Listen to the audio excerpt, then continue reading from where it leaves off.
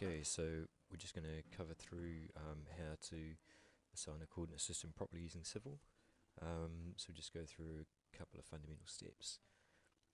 So the first thing is we have a survey file here. We've got some information already loaded into it. We've got aerial photographs from a site aerial survey, which generated the contours. So a couple of things you need to do is within Civil, start using the UKIE shortcut, because that has all the presets loaded into it. And then there's a couple of settings you need to check first. So within utilities, you need to check the units in this location.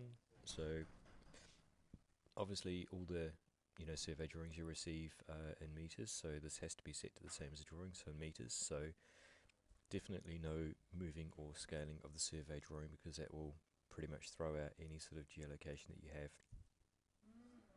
So make sure that's at meters, hit OK, come to the settings tab, right click over this and then go to edit drawing settings.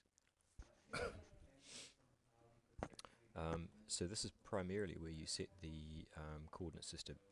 So what you do is you can choose a drop down category here. Most of the survey systems you get are in some sort of a UTM WGS84 datum, and then what you might find, there might be a country specific local map grid that's a bit more detailed, so you need to find out from whoever generated the survey exactly what system they have. So for this one, it was quite easy. We could just Google here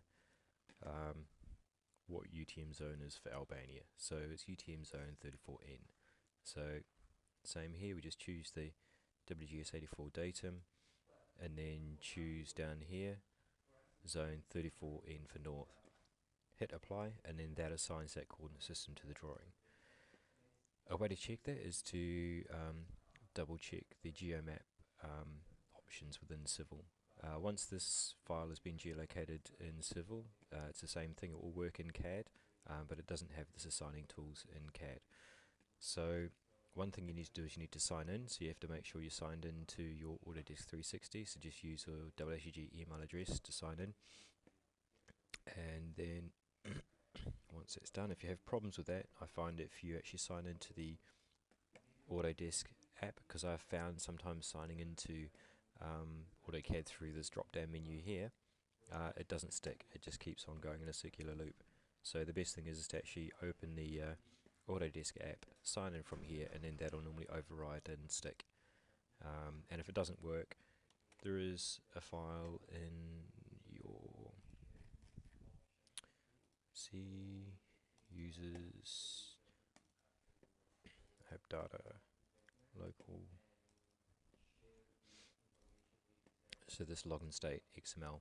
So this basically stores your login information. So if you're having problems with it not logging in, or it's logged in but it doesn't access the maps, delete this file and restart your Civil, and then go through the process again, and then it should be okay.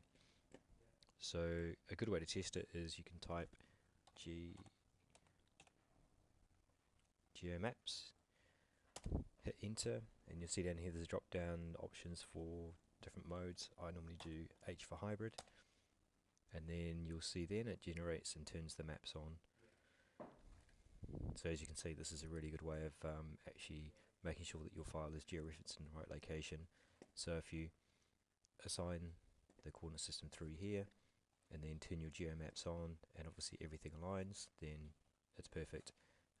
What will happen if it doesn't, then you need to go and find out the correct coordinate system, or try a different coordinate system until you get one that actually gets the maps to locate in the right location. Once you've done that, then this will be great. So now if we have an InfraWorks model that's also in the same UTM34 North, then we can export information from this file and it will directly drop into the InfraWorks model, and vice versa. So that's pretty much it. And again, yeah, if you are logged in, access geomaps but no maps are visible, then delete that Logon State file and use that.